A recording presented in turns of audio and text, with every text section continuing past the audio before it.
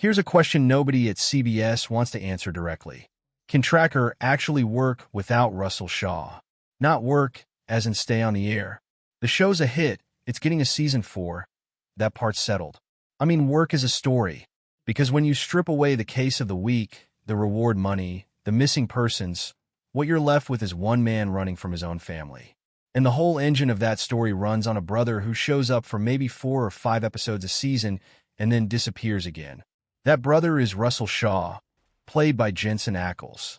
And after the way season 3 ended, his future on this show is genuinely up in the air. Not in a marketing tease kind of way. In a real, nobody has confirmed anything kind of way. Stick around because I dug through the actor's own recent comments, the production shakeup happening behind the scenes, and the scheduling math CBS is working with right now. And what it adds up to is either the smartest slow burn on network television or a mistake the writers might not be able to undo. Quick reset for anyone who hasn't watched since the pilot.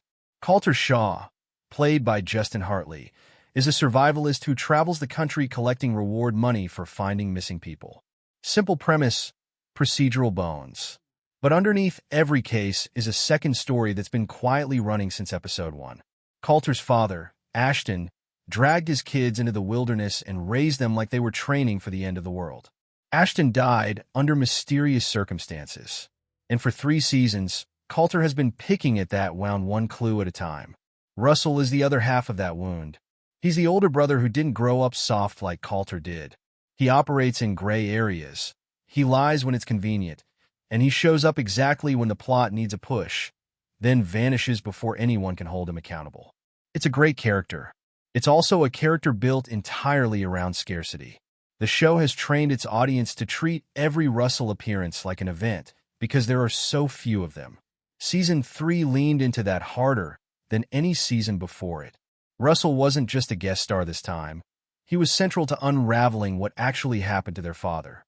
The two brothers tracked down a doctor connected to Ashton's old employer, a place called the Chronostasis Institute, which turns out to have kidnapped and experimented on gifted children for military use. Heavy stuff. Real spy thriller territory for a show that usually deals in missing hikers and runaway teenagers. And here's where it gets messy. In the finale, instead of the brothers finally working the case side by side like fans expected, they split up. Russell chases a lead through his contact at the Department of Defense. Colter handles his half alone. It's a strange choice for a finale built around brotherhood, because the moment the show should have delivered, the two of them shoulder to shoulder against a shadowy institute never actually happens on screen. Then comes the gut punch. Russell learns something about their father's behavior toward young Colter. Something the show hasn't spelled out yet, but something clearly bad enough that Russell decides, on his own, that his brother should never find out. So he strikes a deal, packs up, and leaves town. And to keep the secret intact, he arranges for Reenie, the family's lawyer and Colter's closest ally, to cover for him. Sit with that for a second.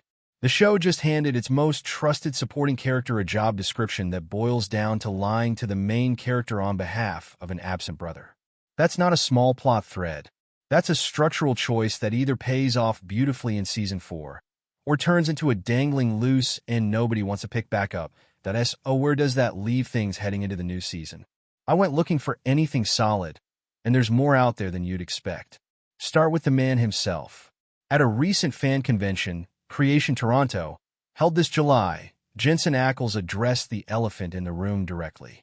His words, paraphrased slightly for clarity, were that he moves in and out of the show on his own schedule, and that even though Season 4 has already begun filming, nobody from the production has actually called him yet. He's ready. He's just waiting for the phone call. Read between the lines there. That's an actor who wants back in, being told, at least publicly, that the door hasn't opened yet. Compare that to every previous season, where Ackles' return felt like an inevitability baked into the schedule. This time it sounds conditional. It sounds like it depends on whether the writers actually have a story that needs him. Now layer in the production shift. Tracker is physically relocating. Seasons 1 through 3 filmed in Vancouver. Season 4 is moving to Los Angeles.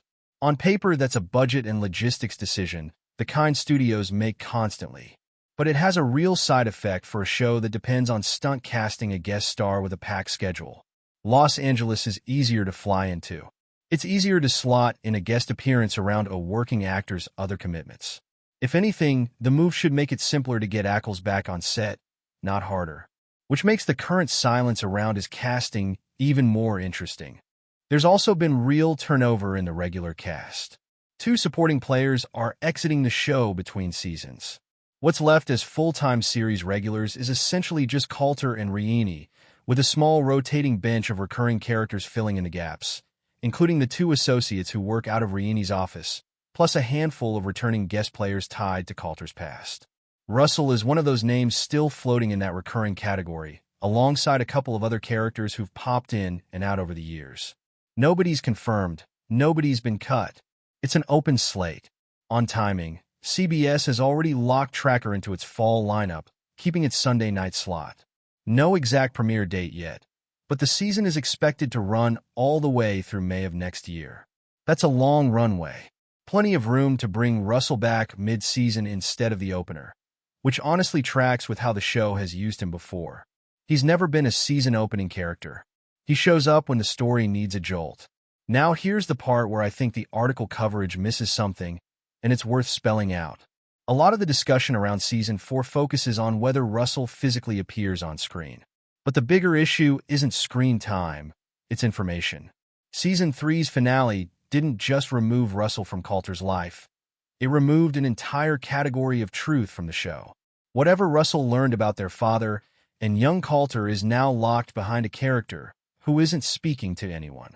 That's a strange narrative trap to build, because the show also just gave Colter something new this season, a permanent home base, after 3 seasons of him living entirely out of his camper.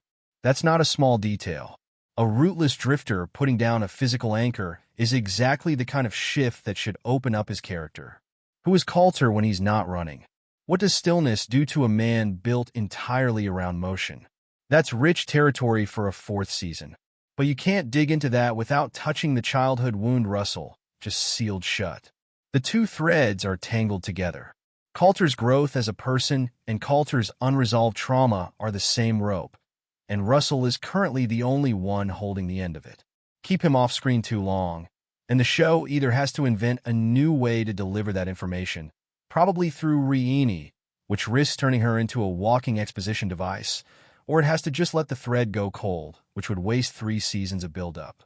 For context, this isn't a new problem for network dramas built around a central sibling relationship. Plenty of procedurals have leaned on an absent family member as a recurring wild card, someone who shows up to complicate the hero's life and then vanishes before the fallout gets resolved. It works great in short bursts.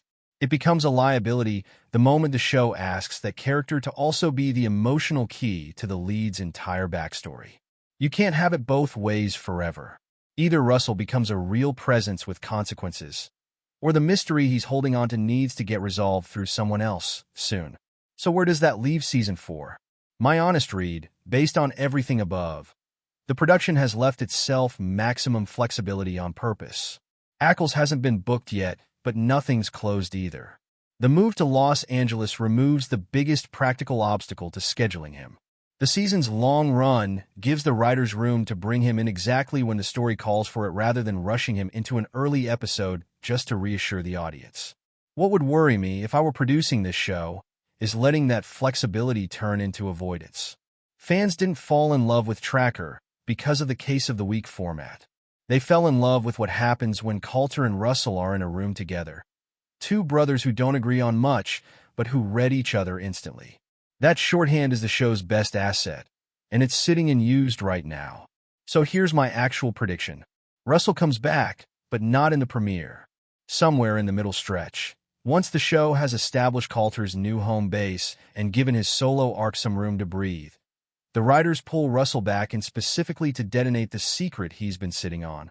That's when the show is at its best, when the plot forces these 2 into the same room and lets the tension do the work. What do you think happens first? Does Russell come back on his own terms, or does Colter go looking for him? Drop your prediction, and if you want more breakdowns like this the moment new Tracker details drop, you know what to do. Subscribe, and I'll see you in the next one.